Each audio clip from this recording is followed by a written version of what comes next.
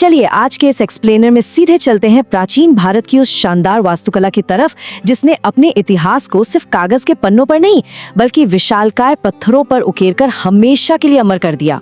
सच मानिए ये कोई आम ईंट पत्थर के ढांचे नहीं है बल्कि एक पूरे युग की सोच और उनकी बेमिसाल क्षमता का जीता जागता सबूत है। बौद्ध धर्म की समृद्धि और मूर्तिकला व वास्तुकला का स्वर्ण युग, ये एक शानदार पंक्ति सम्राट अशोक के शासनकाल को बिल्कुल सही ढंग से बयां करती है। एक ऐसा दौर जहां धार्मिक श्रद्धा ने ऐसी ऐसी कलाकृतियों को जन्म दिया जिनकी हम आज सिर्फ कल्पना कर सकते हैं। कला यहाँ सिर्फ सजावट नहीं थी बल्कि आस्था को दिखाने का सबसे ताकतवर जरिया बन चुकी थी। तो इस सफर में हमारी रूपरेखा कुछ ऐसी रहेगी। पहला, मौर्य स्वर्ण युग। दूसरा, स्तूप की संरचना। तीसरा, सांची का स्तूप। चौथा, अशोक के स्तंभ शिलालेख। और आखिर में सारनाथ का गौरव। चलिए शुरू करते हैं पहले भाग से, मौर्य स्वर्ण युग। अब इस सुनहरे युग को वाकई समझना है ना, तो सबसे पहले उस दौर की सबसे मशहूर संरचना के नक्शे को समझना होगा और वो है स्तूप। असल में ये एक अंडाकार निर्माण होता है जिसके ठीक नीचे एक पेटी में भगवान बुद्ध के शरीर के अवशेष सुरक्षित रखे जाते थे। ये कोई आम इमारत नहीं थी। समझिए कि उस वक्त के लोगों के लिए ये साक्षात बुद्ध की उपस्थिति का प्रतीक थी, एक बहुत ही पवित्र स्थान। उस दौर की विशालता का अंदाजा इसी बात से लगाया जा सकता है कि सम्राट अशोक के समय में ऐसे 5 विशाल स्तूप बनाए गए: सांची, सारनाथ, बैरथ, नंदनगढ़ और गुजरात का देवनी मोरी स्तूप। ये विशालकाय अंडाकार स्मारक उस स्वर्ण काल की सबसे बड़ी जीत थे और इनका अलग अलग जगहों पर होना ये बताता है कि ये वास्तुकला किसी एक कोने तक सीमित नहीं थी बल्कि इसका असर पूरे साम्राज्य में था। आगे बढ़ते हैं भाग 2 की तरफ, स्तूप की संरचना। एक स्तूप काम कैसे करता है, आइए इसके रेखा चित्र से समझते हैं। सबसे ऊपर इस विशाल गुंबद के बिल्कुल ताज पर मिलती है हर्मिका। यह इस अंडाकार स्तूप के ऊपरी हिस्से के चारों ओर बनी एक रेलिंग होती है। लेकिन ध्यान दीजिए, ये सिर्फ सजावट के लिए नहीं है, यह उस पवित्र पेटी की सुरक्षा का प्रतीक है जो स्तूप के ठीक नीचे होती है। एक तरह से ये पूरे ढांचे को एक दिव्यता देती है। हर्मिका से थोड़ा नीचे आए तो मिलती है मेधी।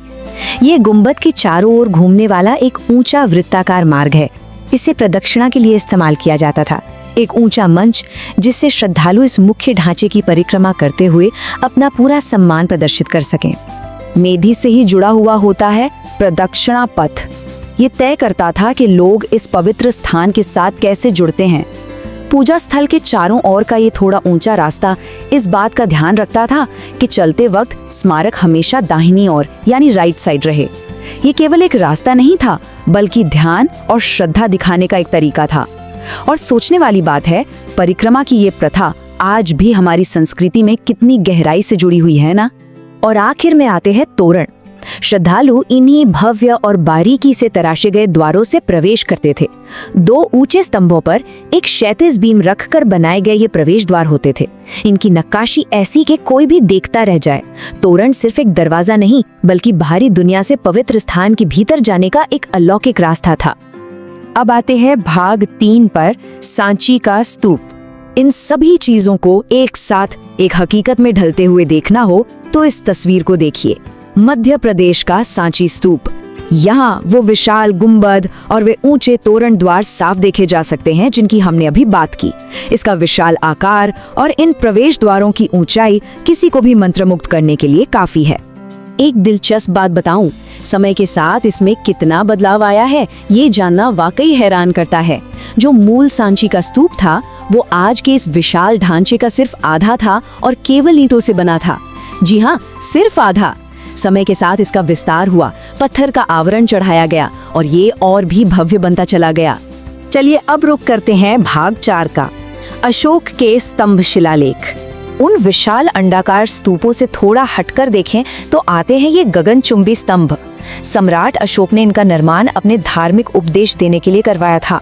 सबसे हैरत अंगेज इंजीनियरिंग का कमाल ये है कि इन स्तंभों को पत्थर के एक ही ठोस टुकड़े को उकेरकर बनाया गया था। बिल्कुल एक ही विशाल पत्थर, बिना किसी जोड़ के इतने भारी पत्थर को तराशना उस दौर की तकनीक का बेजोड़ उदाहरण है। और इन्हें सिर्फ तराशा ही नहीं गया था, इन स्तंभों को इतना पॉलिश किया जाता था कि ये धूप में चमकमग आते थे। इन चमकते हुए स्तंभों को पूरे साम्राज्य में लगाया गया था ताकि ब्राह्मी लिपि में लिखे गए धार्मिक संदेश सब तक पहुंच सके।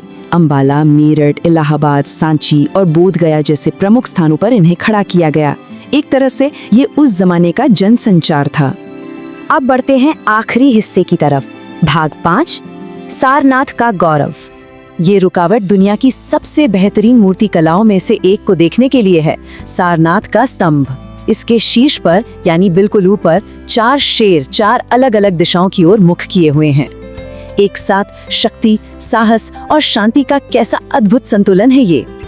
उन शेरों के ठीक नीचे अगर ध्यान दिया जाए तो गोलाकार आधार पर बारीकी से एक हाथी, एक घोड़ा, एक बैल और धर्म चक्र उकेरे गए हैं। इसे उसी जगह स्थापित किया गया था जहां भगवान बुद्ध ने अपना पहला उपदेश दिया था। बीच में मौजूद धर्म चक्र निरंतर आगे बढ़ने और धर्म की जीत का एक बेहद शक्तिशाली प्रतीक है। अब सवाल ये है कि आज हम इसकी चर्चा क्यों कर रहे हैं? क्योंकि मौर्य काल के यही प्रतीक आगे चलकर आधुनिक भारत गणराज्य की पहचान बने। उसी धर्म चक्र को हमारे राष्ट्रीय ध्वज के बिल्कुल बीच में स्थान मिला और ये 4 शेर स्वतंत्र भारत के राष्ट्रीय प्रतीक बन गए। ये सिर्फ पुरानी कलाकृतियां नहीं हैं, ये एक पूरे संप्रभु राष्ट्र के मूल्यों की सबसे सटीक तस्वीर है। तो आखिर में ये सब हमें एक बहुत ही दिलचस्प सोच के साथ छोड़ जाता है। सोचा जाए तो कैसे हजारों साल पुराना एक पत्थर और उस पर बनी आकृतियां आज भी एक आधुनिक राष्ट्रीय पहचान को आकार दे रही हैं। कैसे कल का आर्किटेक्चरल ब्लूप्रिंट आज का राष्ट्रीय प्रतीक बन गया।